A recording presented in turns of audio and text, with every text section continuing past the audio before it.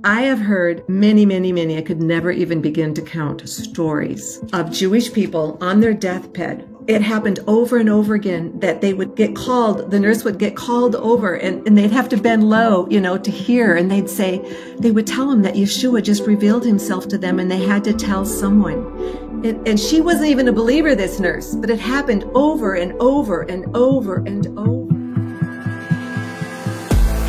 For the first time in my life, I understand why Israel is important.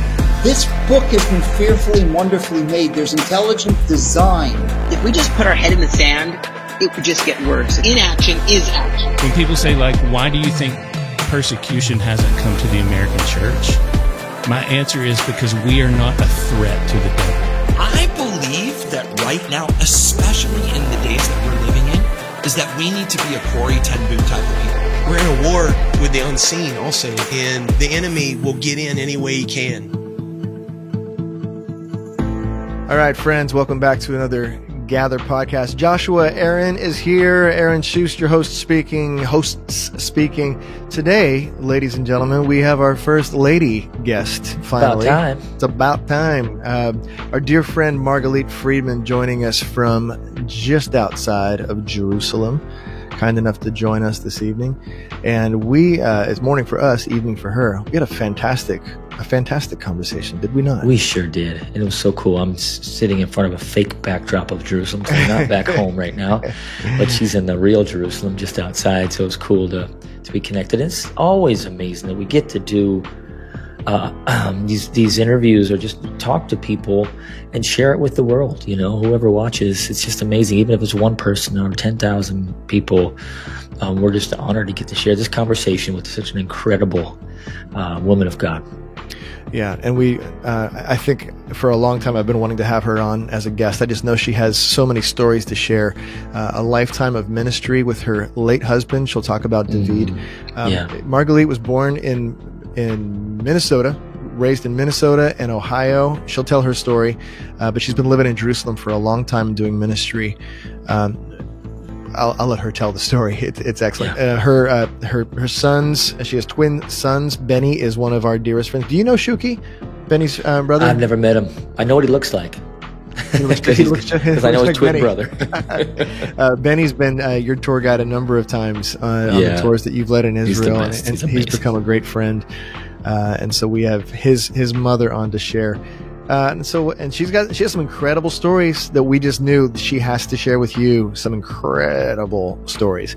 So stick around and enjoy Margalit Friedman on this new episode of the Gather Podcast.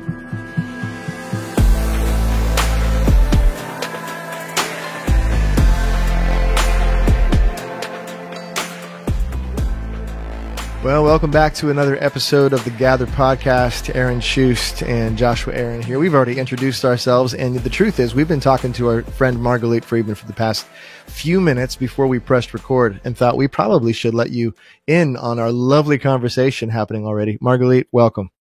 Thank you. It is such a privilege to be here and so much fun to see you again. Good to see you.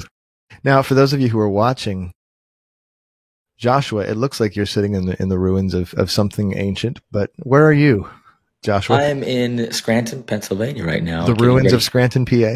Getting ready for another trip abroad. But yeah, I've got the backdrop of the Tower of David, Migdal David, behind me here. Nice. Just up on the wall. It's not in real life. Margalit is in real Jerusalem. I've got a fake Jerusalem behind me. Yeah. Well, you know what? So, Joshua, we played together your concert at the Tower of David back in 2018. Yes. If I'm not mistaken, that's the same week, Margalit, that you and I met. Yes? That's right. I was piggybacking on your tour, Joshua, that you were doing throughout Israel, and you had that concert planned, the Tower of David. And I remember it was a Friday night, and Benny, your son, Margalit, Benny was our tour guide. And I keep saying our. Again, I was piggybacking you. Joshua, you let me hang out. But the people were blessed. They got the bonus of Aaron Schuster showing up. That was awesome. I just carried your guitars around, my friend. It was an honor to serve. But at the end of a long Friday touring, if you've toured at all, it's an experience of like, you're just seeing everything and hearing things for the first time, seeing things for the first time. And it's emotionally and sometimes physically exhausting, especially when you factor in jet lag. But Benny, invited us over to his house for a Shabbat dinner. Joshua, you already had a commitment, but that's when we met Margalit. That's right. And it was my first Shabbat dinner in the land at somebody's house. Wow. Yeah. And your blessed, beloved late husband presided over the table, and we want to hear from you about David. And but hey, tell us a little bit about your story. I'll stop talking, and you let us know what brought you to the place where you are right now. And okay, I know you're from Minnesota. We could start there. That's right, Minnesota, or Minnesota, as some of us like to refer to it. The state bird being the mosquito. And they would sell these little bear traps for catching them. Well, I was very fortunate both my parents came to faith in their late teens. And so I was fortunate to have grown up in a home where the word of God was taught. And so Israel was always in the forefront. And we were forever making plans to take a trip to Israel. I don't know how many times we had our passport pictures taken. And then do you remember the film His Land that came out? I think Billy Graham made it. Really? No. Fabulous film on Israel. I'm so you should curious. Look it up. Yeah, you have to watch that. Yeah. And that really captivated my heart. Yeah. And so when I became a freshman in college, I learned that the family thing never happened. It never happened. So when I was a freshman in college, there was a 6 weeks course offered for Israel on the historical geography of Israel. And there was one opening left, one plane ticket left. And my father said to me, I'm going to send you in my place. And so I got to go. Oh, wow. So that's where my story began. I gained 25 pounds of muscle climbing almost every tell in this land in 6 weeks. In 6 weeks? In 6 weeks. I was splitting out of my clothes. Yeah. My teacher was half mountain goat, I'm quite sure. Yeah. Right. So anyway, then when junior year came around, all my roommates and I sat down one night and we decided we were all going to travel the world and go somewhere else to study. So where did I come? I came back to Jerusalem and studied anything and everything having to do with this land. And it was in that year that God made it very clear that this was home. He also told me that I was not to come back alone. So I went home on the hunt for a husband who wanted to immigrate to Israel. Listen, if God lays it on your heart, you can't deny it, right? I know. And I finally gave up. I thought, this just isn't happening. It's just not happening. I had a boyfriend I thought I was supposed to marry, and he got rid of me because he said I belonged in Israel. And so he didn't want to stop me. And then finally, this is a funny story. I hadn't planned on telling this, but I went home. Those are the best kind. Please do. Yes, they are. I took my sisters home, surprised them from Minnesota to Ohio, where my parents were. I told them I was bringing a couple of friends, and I surprised them by bringing my sisters. And then my father had a very good friend, another Jewish friend, who owned a Polynesian restaurant. And he took us out to eat. And at this dinner, Sam came over and sat down with my father. Now, I had told my father about David. I had met him. I thought he was this wonderful person. I didn't say anything. I'd never dated him. Nothing. And before I knew it, he and Sam were discussing my marriage to David. And the three of us, the sisters, looked at each other like, what? What are we talking about here? So then I went back home, and on April 1st, David and some of his friends got together and they decided to pray for David. They decided it was time for him to find a wife. And so they prayed. And then on August 2nd, the Messiah was being played at the, I forget the name of the auditorium downtown. Like Handel's Messiah? Handel's Messiah. Ooh. And so I don't know. I paid for the tickets. I don't remember like how all that happened, but David was one of the people that went with me. And after the concert, I was dropping them all off and it was raining. And he said, "Hey, what are you doing Wednesday night?" My birthday, April 5th. And I said, "Well, Rhoda and I are going out to dinner." "Why?" He goes, "Oh, nothing." And I said, "No, really? Why? Nothing." "No, really? What? Nothing." Okay. Bye. Then he called me later and he said, "Okay, actually, what are you doing after dinner?" So after dinner, we met at a restaurant near him and we ordered a tab. That was the diet drink of the day. It was like a grapefruit. Yeah. And the joke I don't know if I would call it as good as grapefruit. Tab? Well, no. In the pink? No, I don't think it was pink. I don't know. I picture a green bottle, but who knows? But that was a tab that I missed. Please continue. Forgive me. The joke was that he forgot his wallet and I had to pick up the tab. I always thought it was hysterical. He did not find it very funny, but I found it very funny. Sorry, honey. Anyway, that night, he told me his life's dreams. And it was like God put out a silver platter in front of me and placed everything I had just given up on this platter. And I knew at that moment he was my husband. So 6 months later, we were married. Wow. And, yeah. The whole month before the wedding, he was in Israel.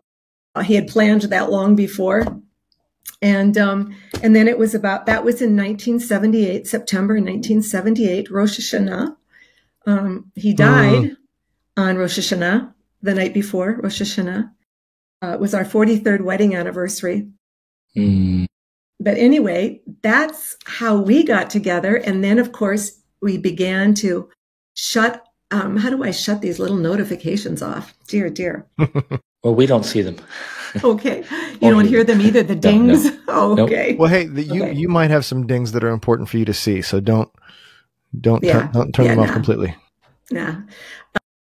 Yeah, so that was in 78, and in 1980, we immigrated. We went to Israel. We lived on a kibbutz. And now, actually, I'm going to jump ahead to this morning. This morning, I was just having my devotions. What came to my memory was when David died of blessed memory. It's an indescribable. There are no words to describe. There's nothing you can do to prepare yourself for it.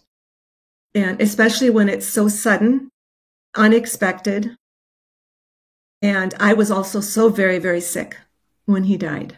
Right. And it at first it felt like, like you're one, right? You're one flesh. It was like the whole front of me was ripped off and I was just bleeding everywhere. And in reality, I was physically extremely weak. I had been hospitalized also in the same hospital and didn't even get to see him. And then the picture keeps changing. And then there was like this big hollow tube inside. And then a big hollow tube, going through my body. It was like this empty, this hollow, it's just horrible. Like indescribable, really is. And then God gave me a new picture. And he gave me a picture of a tapestry, that my life was a tapestry. And the 43 years that David and I spent together, he was woven into the tapestry of who I am. Mm-hmm. And I thought, I carry him in my being. And then I wondered, does that mean I'm woven into his tapestry and half of me is there already? I don't know. Wow. I don't know. But this whole thing about our life is a tapestry. And then I went to Romans. Well, there's a scripture in Ephesians that kind of ties in with this. Ephesians chapter 2. If I can find Galatians, Ephesians chapter 2. I'm reading it from General Electric Pepsi Cola is how I learned the Galatians, Ephesians, Philippians, Colossians order. That's funny. Well, in chapter 2, verse 10 in the Passion, it says, we have become his poetry. And the little note down below says the beautiful Greek word used here is translated poem or poetry. Our lives are the beautiful poetry written by God that will speak forth all that he desires in life. And then I looked in Romans 8 and verse 28. We're all familiar with it, but again, I'm reading it in the Passion. It says, so we are convinced that every detail of our lives is continually woven together to fit into God's perfect plan of bringing good into our lives. For we are his lovers who have been called to fulfill his designed purpose. So I got the picture, there's the poetry, it's his creation. Poetry is his creation. A tapestry is this beautiful creation. And oftentimes, we are this tapestry and we're looking at it from the backside and there's it's chaotic. It's a mess. And in the middle of the project, sometimes there's pieces sticking out in the front side that eventually will be pulled back in. And you have this beautiful tapestry on the outside. And I began to see how all through our lives, we have this destiny and God has this tapestry design. When an artist begins to create a painting, he's got a picture in his mind and he wants to translate that picture with paint or watercolor or whatever he's doing onto the canvas. So the same way with the tapestry, we are this special design of God's creation. And so throughout our life, he's weaving this tapestry. And there are times where the enemy comes at us and wants to destroy what God's doing, and he makes a rip. And God takes that rip and he turns it into something even more beautiful. Yeah. By weaving it into the tapestry. Does that make sense to you? Yeah, that's a beautiful illustration. There was a song, I think it's Jen Johnson sings it. Something like You're Gonna Be All Right. Do you know the song? I think I've heard that. I couldn't tell you what it is. Yeah. Of course, I can't remember. But I put that on an 8-hour loop. Aww. I just put it on an 8-hour loop. When was this? After David died. Right. For weeks. For weeks. You're going to be all right. You're going to be all right. Because you just can't. You can't even imagine getting up the next day. I can't imagine. No. Yeah. I want to talk about some of the ministries that you and David, shared. I still see David and say David, but I know his name was David. A ministry that you shared together over the years, some ministry that you're continuing to this day. But you're talking about experiencing something that's indescribable. Explaining it so vividly. And I know that you also have ministry with widows today. And it's been just over 2 years now, right? Since he passed. 3 now. 3 already? 3. Because it was during COVID. Yeah, it sure was. 21. Can you, we were actually speaking this morning a little bit about this, and I mentioned that when my youngest son, Michael, was born with Down syndrome, we were shell-shocked. We didn't know that was a surprise to us. We weren't prepped for that. And as we were reeling with emotions that we didn't know what to do with,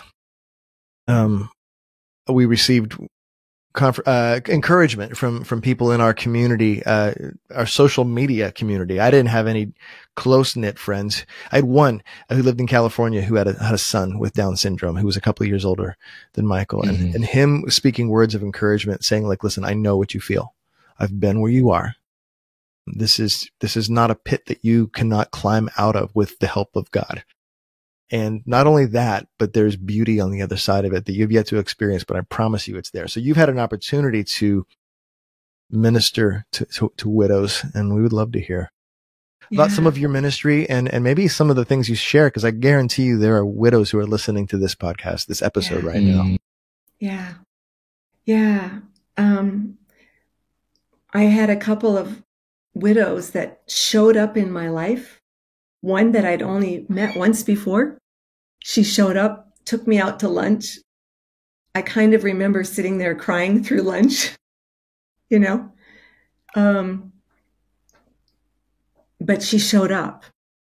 Mm-hmm. I had several people who called me every single day. People came out of the woodwork. People I hadn't seen in years called me every day. Friends would meet me for lunch. Busy people would meet me for coffee, and they'd sit there for hours and just let me talk. And then they would tell me how good I was doing. And forgive me, I keep interrupting. No, please. I'm curious how you felt when the people who hadn't spoken to you or you hadn't connected with for years called out of the woodwork. Because I imagine there may have been some hesitation on their part. Like, I haven't spoken in so many years. Maybe I shouldn't. Maybe I don't have the right to say anything. How did you respond? How did your heart feel in those moments? I didn't sense any hesitation whatsoever. It was as if we had been best friends all of our lives. And even when I was sick, I was so sick. I would sit in I have these lazy boys, and I would lay in the lazy boy. And all I had the strength to do was to go to the bathroom, get a little drink. There would be a knock on the door, and I would open the door, and there'd be a cup of soup just sitting there. Aww. Every meal, nobody organized anything. Every meal, somebody showed up with just enough for me to eat. How about that? And so all of a sudden, these people appeared in my life. They appeared for the funeral. They brought food. They brought tables. They appeared. And the thing that they understood, nobody understands what you went through. Even those who've lost someone, you immediately pick up who's been there and who hasn't. Sure. Some people will say, oh, yeah, I get it. You know, my uncle died. And it's like, no. My dog died. That one was really good. Oh, don't think so. It's hard to forgive people for saying the dumb things. I did. I just thought, this is so foolish. They have no idea. They're trying. They mean well. They fail. But they showed up. Well, isn't that a lesson in showing up? And I mean, I think of the tradition of sitting Shiva of absolutely. Just be there. Just be there. It's the one thing that Job's 3 friends did right, was they were quiet for a week, you know? That's right. That's right. And so it was high holidays. So it got to be a short Shiva. I had all my family here. It was a crazy, crazy time. Can you tell us about sitting Shiva for people who aren't familiar? Yeah. Well, the custom is, first of all, when someone dies in our community, they're buried that same day. But because my husband died on just an hour before the day of Erev Rosh Hashanah, which was our anniversary, it's complicated. And we had people coming from abroad, and it was high holidays, and then it was Sukkot, and then it was, and so what we do is we take 7 days. Shiva comes from the word Sheva, 7 days, and we sit in our houses. Most people will even not sit in comfortable chairs. They'll sit on the floor. I sat in my chair. We cover the TV, cover the mirrors, and people come, they bring food, and we just sit and we talk about the beautiful memories of the one that we've lost. I talked a lot. Some of my friends had nothing to say. But it's just a time to remember. And it's a beautiful, beautiful thing because, growing up in America, we try to push away the whole thing of death. We put people in a casket. We never see them. We don't, here our bodies are wrapped, and family members have to actually go in and identify the body. And then the body is buried dust to dust in the earth. And so we didn't do that. He wasn't buried until Friday, which was such a miracle. because it was COVID when no one, I can't tell you the people that desperately tried to come to the funeral and could not get in. They got halfway and had to turn back. They could not get in. But my son and daughter-in-law, and everything went wrong. Shuki took 4, what were those tests? PCR tests. PCR. He took 4 of them, hoping one would come back in time.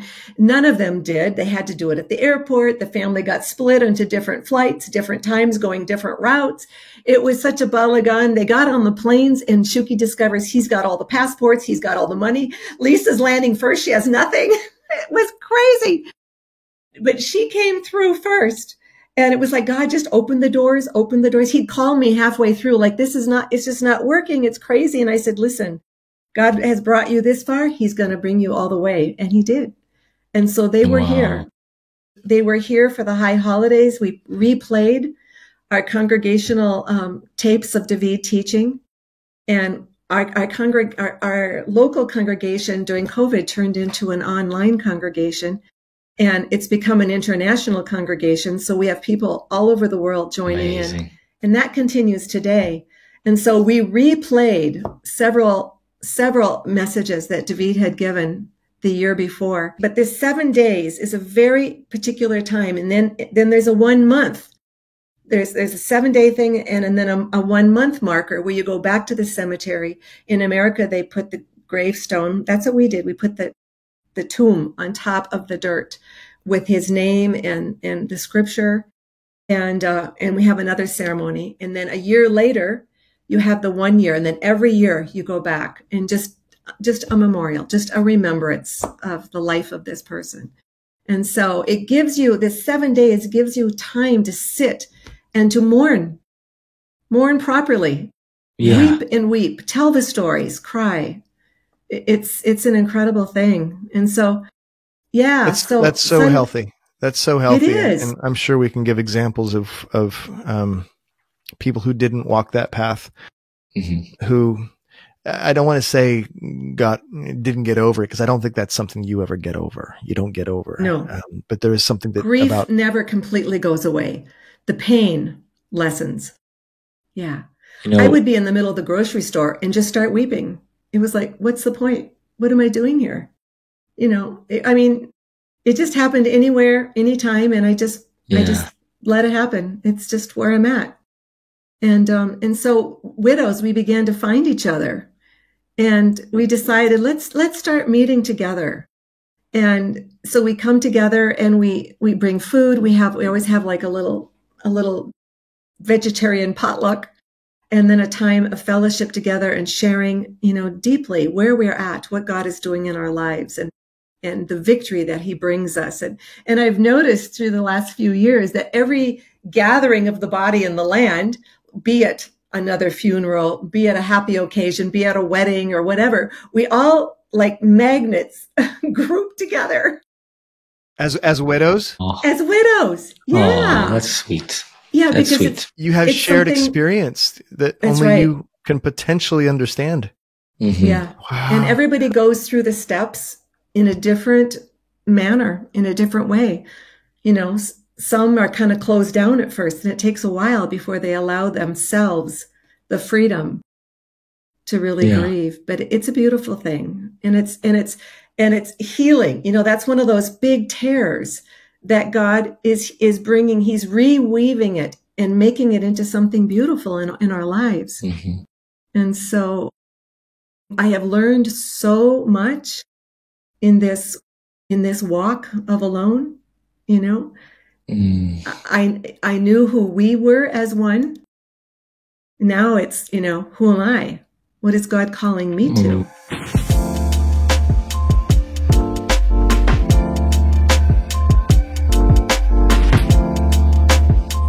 And you're continuing a lot of his work. Yeah. I want to talk about some of that. Joshua, did you have a thought? Yeah, well, I just wanted to say, those who might not have known David Friedman, he was an incredible teacher.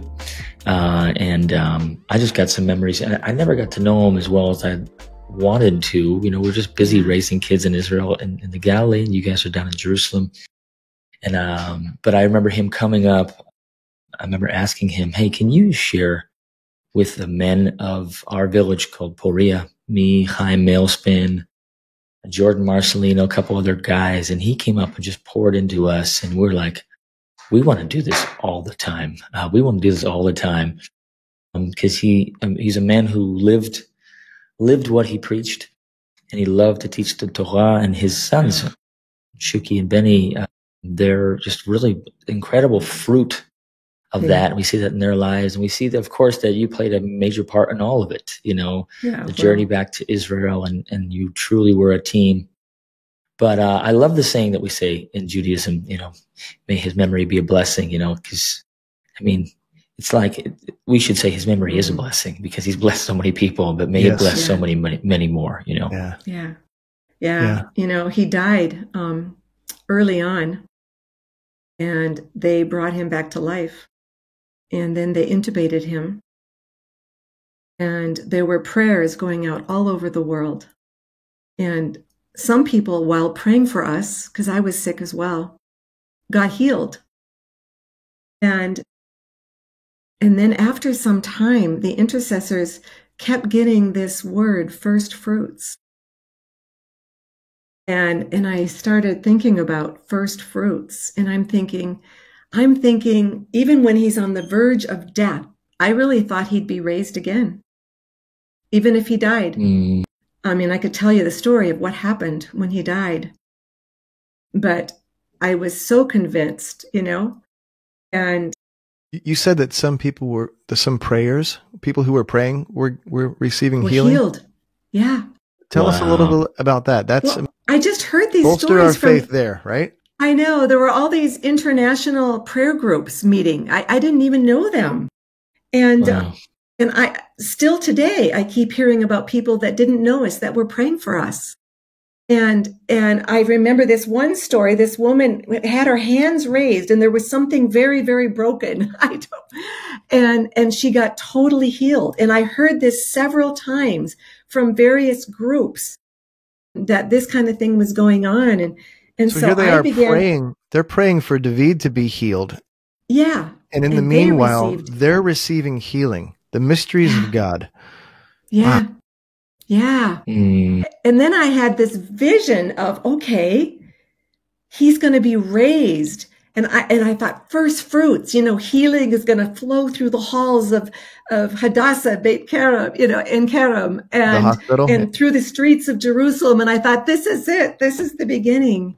And then when he actually died, there were 13 of us. I came straight from the bed on Friday. Thursday night, I talked to him. He had already been extubated. They took the PICC line out of his arm. And the first time on the phone, I saw my David, the real David, whereas he had always been hooked up and you couldn't understand anything he said. Yeah. And and he was joking and laughing. And I went in the morning, my first day, I was allowed out of my bed, and he had 5 heart attacks at 7:00 that morning and died again. And they brought him back. And then it was just, he already had sepsis. I stood by his side for 2 solid days. The 3rd day they called me and said, it's time to come say goodbye. And there were 7 of us that stood around his bed from morning until 11:00 at night, I believe. And we worshiped. At the end of his bed was the nurses' station. So the doctors and the nurses are witnessing this all day. He's hooked up to every machine. All of his organs had failed. Oh. But every time he heard my voice, I was told that they could see a jump in the, the lines. And at one point, a tear came out of his eye. And we worshiped, we sang, we worshiped, we read the scriptures. We had over 100 people on Zoom with us. They weren't watching, but they were listening. Mm-hmm. I was calling him from the dead. I was quoting all the scriptures, about the land of the living, and really believed that he would live, even though everything in front of me said something different. And we just worshiped, we sang, we prayed, we read the scriptures for 13 hours. And then they shut it all off. Wow. Such a shock. And then First Fruits began to think, my daughter-in-law, another sister, sent me a picture she drew and a poem, and it was like a dandelion. And you know, when the dandelion goes to seed, I don't know how many hundreds of seeds they are, and then the wind takes it. Yeah. And those seeds are planted. Yeah. And I realized that David had been in heaven. He had told Benny some stories. Very interesting story. Can you share? Yeah. It's very interesting. Out of all the things, David was desperately trying to tell Benny, and he kept saying, "It's okay, Abba, it's okay. We have time. Don't worry." So this is while he's in the hospital. In the hospital, yeah. Somewhere in the process of having been died and resuscitated. Yes, that's right. And he's talking to your son, Benny. That's right. The first time I saw him after being extubated, they said he wept for 3 days. They thought he was in deep depression. And Benny put me on the phone in front of him, and he was weeping, and he said, "I love you so much." He was just weeping. And I realize now, see, he knew he wasn't coming back. He knew it. And he was weeping for us. And so the story that Benny did, he kept trying to tell Benny all the people he saw in heaven. And the one thing he understood for sure was that he saw Bubby. Now, Bubby. His Bubby? Yeah. Oh. It's David's stepmother, but my children's Bubby. She was an atheist. She was a humanist, obnoxiously so. And so Bubby is usually a grandmother or a great-grandmother. Yes, thank you. I'm sorry. So the kid's great-grandmother? That's Yiddish. That's Yiddish. That's what my kids call like my... Bubba Ruski. Yeah. We call Daniel Bubby because it means brother. So you're talking about David's stepmother. Yeah, his mother died in the first year of our marriage. He saw her in heaven. Now, I have heard... Was there an interaction? I'm gonna probe. I'm gonna ask questions because I know everyone's thinking all the questions that I'm thinking. I know. Well, I have heard many, I could never even begin to count stories of Jewish people on their deathbed. There was a woman here in Jerusalem that was, she worked in the unit, what do they call it? The final care. Oh, not ICU, but it was hospice. No, hospice. Hospice. Okay, yes. In an ultra Orthodox in Mea Shearim, and it happened over and over again that they would get called. The nurse would get called over, and they'd have to bend low, to hear, and they would tell them that Yeshua just revealed himself to them, and they had to tell someone. And she wasn't even a believer, this nurse, but it happened over and over and over and over. And so I really believe, since the scripture says that the blindness was put on our people by God, that he, being a God of justice, could not send our people to hell when he put the blinder on. And so what I have experienced and seen and heard is that Yeshua gives our people a chance before they die. Whether they're in a coma or whatever condition they're in, I can tell you many stories where he was seen in the room. That he comes to them. Tell us more. But there's one story I'm thinking of. Maybe we save that for a little bit later that I want you to share. Yeah. But this is one of the purposes of this podcast is we want to hear stories. Yeah. And stories that bolster faith. We all have encountered stories of miraculous healings that I have my own stories of miraculous healing from our family that I've yet to share on this podcast that we need to. So please, share these.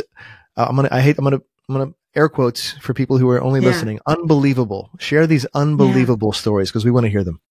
Yeah. Yeah. I should have reviewed some of these stories with people. When my best friend here. Whatever you can, or you can, anonymous names, change names to, for their protection. Yeah. She was caring for someone in the hospital on their deathbed. And the room, males and females, were all in the same room. There were at least 6 people in the room.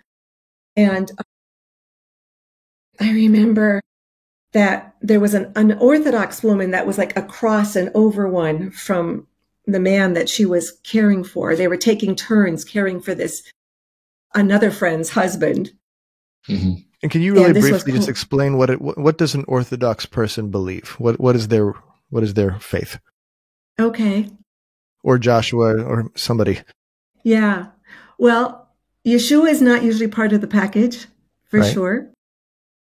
There are varying views on life after death, whether there is. Some people believe that life continues on through the children and the grandchildren.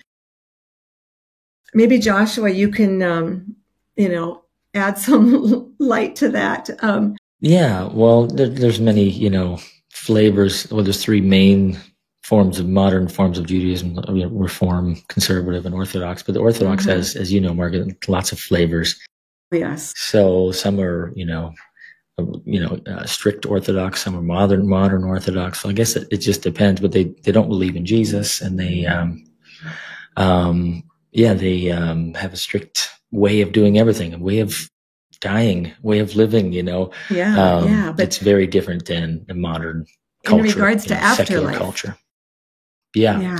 So afterlife is a whole different thing as well. Not a lot of them believe even in heaven. So, no. It's a lot different thinking for them.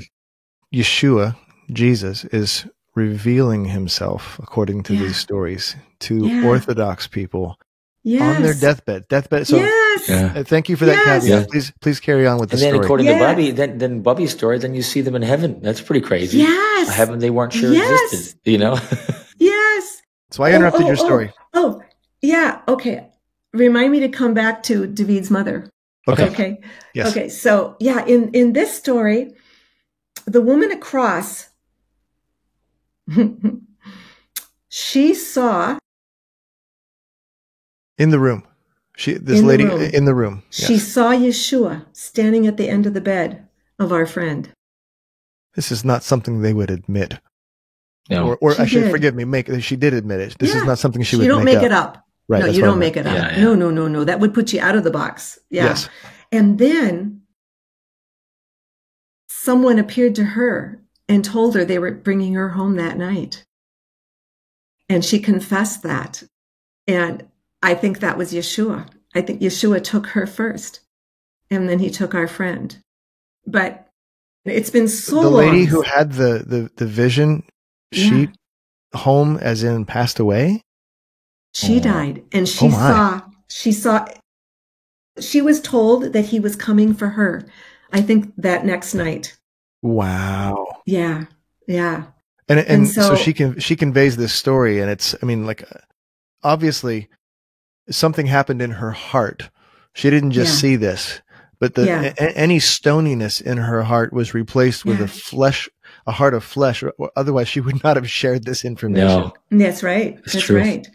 That's right. And David's mother, she died in our first year of marriage. Now we were living with them at the time, and she died in the night between July 4th and July 5th. And on the 5th, she had made an appointment to see another one of our friends who was a minister. And when David came to faith, he and his Jewish buddies, they started a radio show and they started a TV show. And his mom would go and listen all the time, and they would discuss, and it was always, but we're Jews, but we're Jews and we don't believe in him. So by discuss, it's an argument. It's a So then she died in the night before, and so we had gone to America to spend some time, and we had come back. We were here in Givat Ze'ev, where I'm living. We were in our friend's house, and it was weird. Like one it was a very tall building, like 1 or 2 rooms per floor. And we were in the top, Benny, Shuki, and I. And Benny had earphones on, listening to music, sitting on the floor. And I was sitting on the bed with Shuki talking. And I started telling him about his grandmother that he never got a chance to meet. And I told him, I said, I really believe she's with the Lord, because he knew her heart. And at that moment, there was a voice, crystal clear voice, that came through the window and said, he knew her heart. And Shuki and I, we were like, our hair stood on end, and it was like, did you hear that? Yes. You both heard it? We both heard it. The hair on my arms stood up. My goodness. I know. So, we have these boxes that we put God into. You have to do it this way and this way and that way. Yeah, he doesn't fit. No, he doesn't fit in those boxes. Wow. Hey, continuing with David's stepmother, and maybe you've completed the story, but you said at the beginning that in the process of him passing, as he coming and going in and out, crying, talking to Benny, I love you so much. Yeah. How he communicated to Benny that he saw his mother-in-law in heaven. Yes. And Benny repeated it back. He said, is that what you said? And he said, yes. My goodness. And then Benny kept trying to speak life over him, saying, you will live. And he would go, he'd shake his head, shaking my head violently. No. Wow. He would shake his head violently. Because and Benny would say, stop that. You will live. He knew. He knew. Yeah. And so I really believe, it's my personal belief, that some people are given a choice. I believe that he chose to stay because of the fruit that would come after. I'm not going to. He chose to stay in heaven. In heaven. And that not goes to back come back. to your dandelion imagery. Yeah. Wow. Yeah. Wow. I believe the Lord showed him what would be if he came back to earth and stayed, or if he went home to his father. How about that? And I really believe that he made a choice based on the fruit.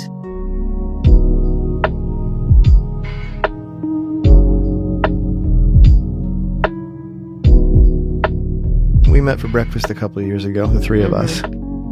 Yeah. In the, Mamilla Mall? Mamilla. Yeah. Yes, lovely place. And you shared a story with us about the Lord that you mentioned just a moment ago. The hardening of the hearts that the Lord placed on the Jewish people. And if I'm not mistaken, that begins in Isaiah chapter 6. We read the first half of that chapter a lot, where, Isaiah finds himself before the throne. He's like, woe is me, I'm a man of unclean lips, from a people of unclean lips, and I've seen the king. And then the seraph comes down and with the coal and cleanses his lips. And then the classic Hineni moment. Here am I. Who will go for us? The Lord says, whom shall I send? Here I am, Isaiah said, send me. And that's usually where the story ends. But the next thing that comes out of God's mouth is go to this people and say they will ever be seeing and never perceiving. They will ever be hearing and never, I'm confusing this, but these people's hearts have become hardened. They will become hardened. And then, of course, Paul talks about this in Romans, this partial hardening that's been placed on Israel. But you told a story from many decades ago. Would you be willing to share that with us? Yeah. There's we were talking about Sister Helena Ostick. She just passed away, I think about a year ago. She was maybe 103 or 104 when she died. Well, we talked about this. She was still with us, Yes. She grew up in Warsaw. She was a nurse. Her father was a teacher, and she grew up in the Jewish neighborhood. Her father was the only Gentile teacher in the Jewish schools. And so when the Nazis came and the ghetto was built and all the Jews were put into the ghetto, she would sneak medical supplies and food in and out of the ghetto all the time. And she told me many stories. She told me a lot of stories. And she told me the reason she was telling me the stories is she wanted to build up my faith, knowing what was coming in our lives. And she wanted me to be strengthened. And one of the many stories she told was that she knew a man who was a guard in Auschwitz, in the concentration camp, in the death camp, which is what it was. And when people went to Auschwitz, they went there to die. It was not a work camp. Birkenau was just down the road. That was the work camp where they were worked to death. But Auschwitz, they went into the ovens. And so, or the showers where right. The Cyclone 5, I forget. The poison was dropped in, and the fumes would just choke everyone to death. And so they would undress the women and shove them into these chambers, and the doors were shut and it had a window, and he would watch to see when they were all dead to know when to open it. And over and over. That was his job, right? That was his job. And over again, he saw a man dressed in white standing in their midst. And I've been in those chambers. People have scratched Shema Israel and things like that. Hear, O Israel. Mm-hmm. It's the beginning of our central prayer. The Lord is one. Scratched in the walls. Yeah. We stood in there and sang those songs. And, it was many years later when Sister Helena was, once again, we called her Ciocia, which is auntie in Polish. She was sitting at yet another Holocaust memorial, and she was waiting for it all to begin, and she started this conversation with God again. Why the 6 million? Why the 6 million? By the way, I think it's a lot more than 6 million. And he said to her, I was taking my people home. I was bringing them home to me. Now, the majority of these people went directly to their death. There were others that went to work camps, But I thought that was very interesting, the Lord's words. I was bringing my people home to me. And so this picture of seeing Yeshua standing in the midst. Yes. He was there. He revealed himself. A Nazi guard witnessing this, because it was his job to witness the death of the Jewish people in these showers, as they were called. And he sees, talk about another in the fire.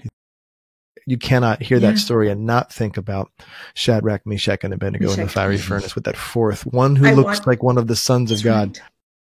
With them. Wow. Yeah. We, it brings me back to what you've already said. We place these limitations on God and on what he has to do based on our limited, puny understanding. Obviously, Isaiah 55, his ways are higher, his thoughts are higher, but even Jonah's prayer at the bottom of the sea, he closes his prayer with salvation belongs to the Lord. That's right. Oh, man. Hey, Margalit, we only have a few more minutes left, but I would love to hear. Thank you so much for everything you've shared. And then I know we're just scratching the surface. We might need to talk about some more stories. Notes here. I didn't see any of it. I'm sure you do. We need to have you back. I know that you and David, and I believe you're continuing in this line of work, and I know your sons have continued in this work to a degree. Reconciliation between peoples has been a huge part of your ministry over the years. Yeah. Reconciliation between Jews and Arabs, in Germany, in Poland. Share some of your work. Let us know what you're doing and how we can pray and be a part. Please. Well, he's called all of us to a ministry of reconciliation, 2 Corinthians 5:17, to bring reconciliation between man and God.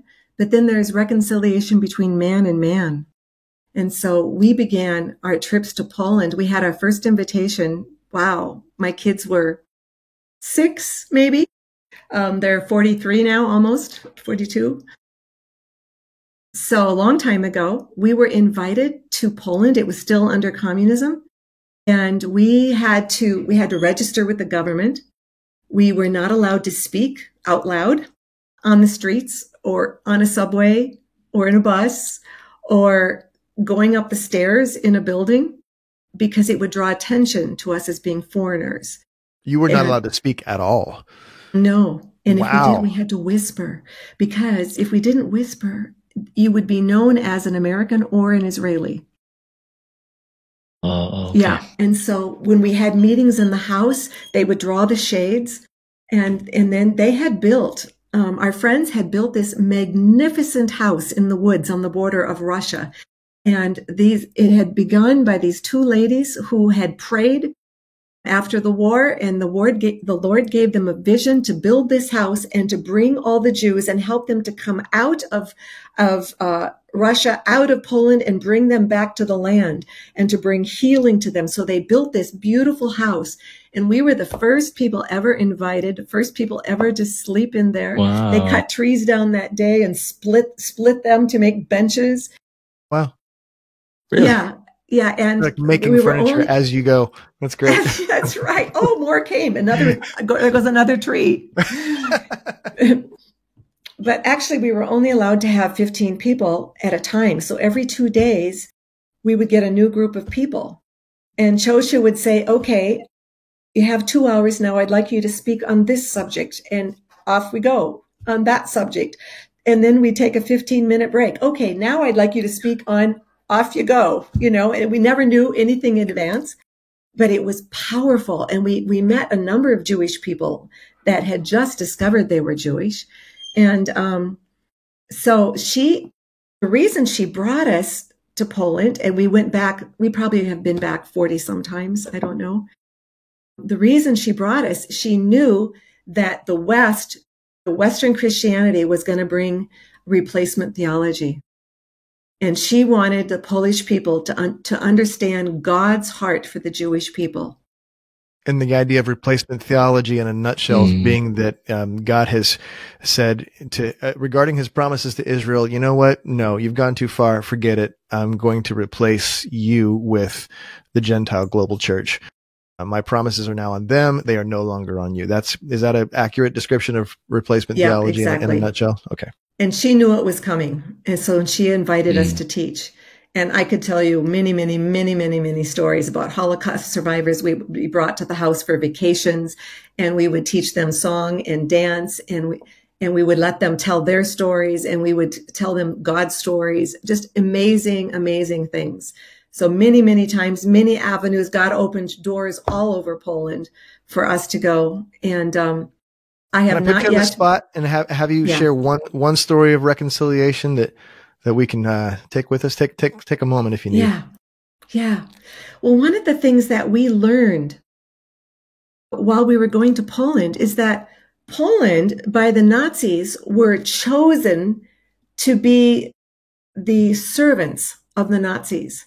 And so they systematically killed the Poles. Like today, all teachers will die.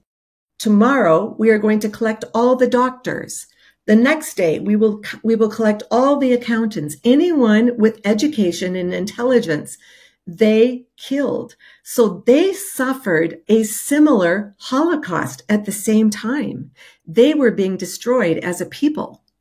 And, Chocha would say she watched this happen from her window. She said the Poles would be cursing God and the Jews would be standing there praying, Shema Yisrael, Adonai Eloheinu, Adonai Echad. Hear, O Israel, the Lord our God, or the Lord is one. And the difference between the two peoples, but they were being systematically killed as well. And so there is a deep wound in the heart of the Poles. And so we come to minister to them and to bring reconciliation between our people, because we are brothers in Messiah Yeshua. And so that's really what it's all about. We are one people. Amen. And so we offer ourselves as healing hands. Yeah. Beautiful. Yeah.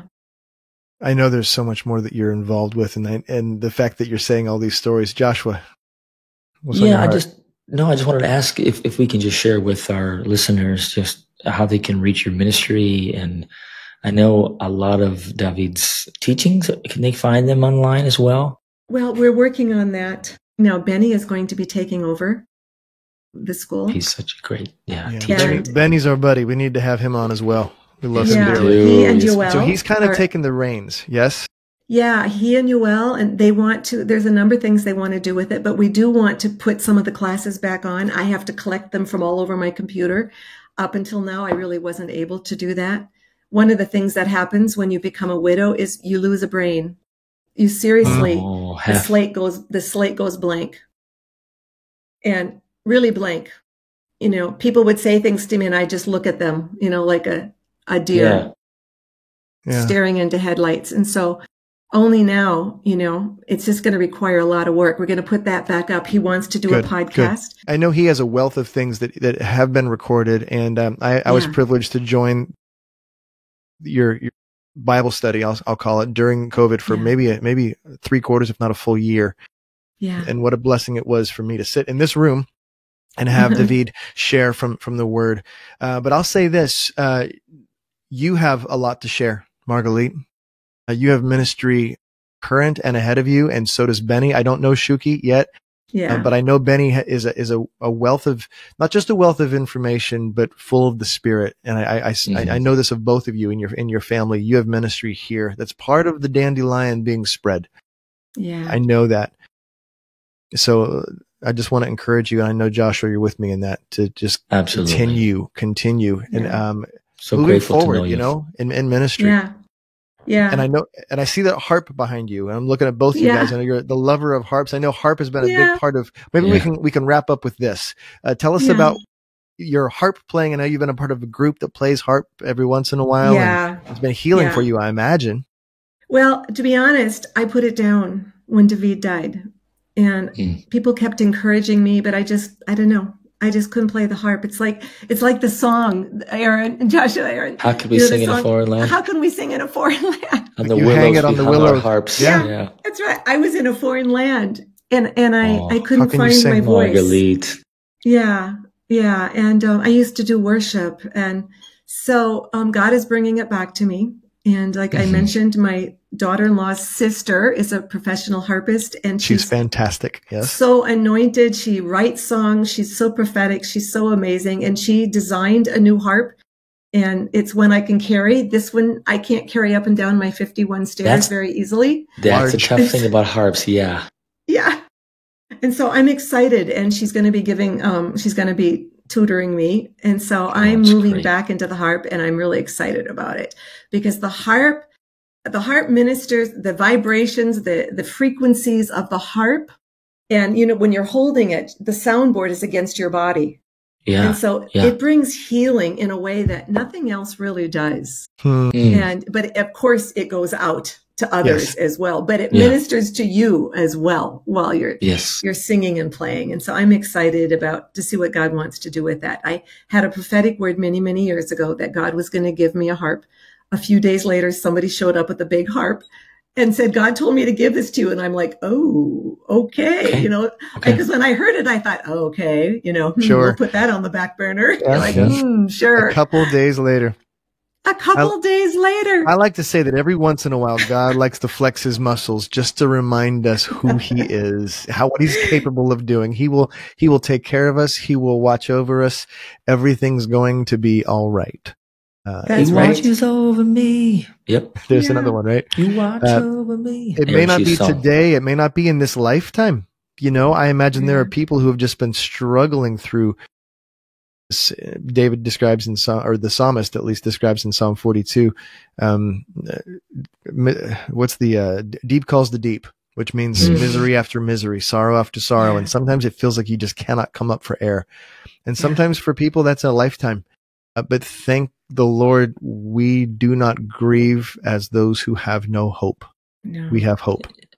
That's a really cool place to land. And I'm wondering, tell me if I'm going too far, Margalit, if you can, there's people who have gone through loss, and maybe there's a word of encouragement as part of our send off here. Yeah. Well, the thought that came to my mind when you were speaking about that was beauty for ashes. You know, what does that mean? How can beauty come from ashes? And I have a personal story I could tell you that's lengthy, so it won't be tonight, about what what is that beauty that comes from ashes? And it kind of goes back to the tapestry. You know, we've had this tear, some bigger, some are, they're all different. But God not only repairs it, but he turns it into a piece of beauty in our tapestry. Like you look at it, it's like your eyes are drawn to it. It's like, whoa, look what he did there. And it comes out of the ashes. It comes out of the pain, out of the sorrow. There's that other scripture that talks about being in the fellowship of his suffering. Wow. And it's like, wow, that's nothing anybody likes to think about. Yeah.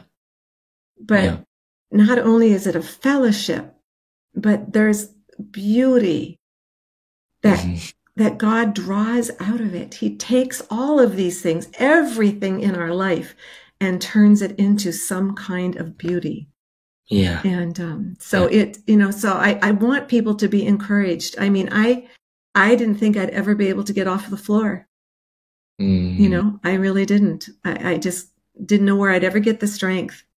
But God sent angels. He did. He sent people, and they ministered, and they were there. And I was so blessed, so very blessed. That's an encouragement to me when I know that people are walking through hard times, times that I don't understand, times that I think I am not qualified to speak into the situation. And therefore, and I mentioned this earlier, I might feel, therefore, like that I shouldn't reach out, that I shouldn't, but you encourage, be there. Just be there. I don't feel like you have to say anything. Right. And I tell this to myself. I tell this to my boys. If you feel like you have something good to say, something encouraging to say, just say it. Yeah. Just don't hold back. We all need that encouraging word. Yeah. I remember a friend came from Belgium, and she came in, and I talked for a little bit, and then she wrapped her arms around me, and she wept and wept and wept deeply. And it ministered, her tears ministered to me so deeply. It was like someone else is sharing in my sorrow. And that did something for me. Yeah. She didn't have any words, Yeah. But beauty for ashes. Yeah. Margalit, thank you. Thank you. We could talk for hours and hear more of your stories, but I know. If the Lord allows, we'd love to have you back, have you share more.